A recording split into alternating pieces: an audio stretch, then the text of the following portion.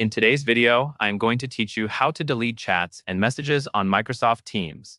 To begin, open Microsoft Teams on the device you are using. You can do this in the desktop app or in the web version, since the options we need are found in the same general place. Once Teams is open, take a moment to make sure you are signed in to the correct account and that you are looking at the main Teams window.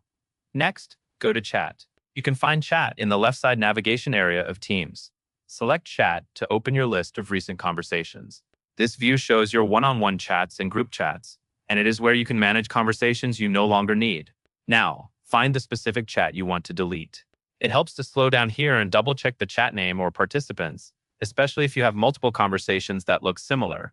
When you are ready, move your pointer over that chat in the list so the available controls appear. Then click on More Options for that chat.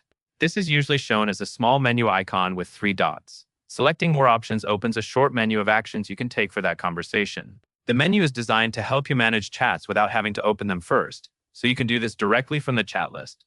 From that menu, click Delete. After you select Delete, Teams will remove the chat from your chat list.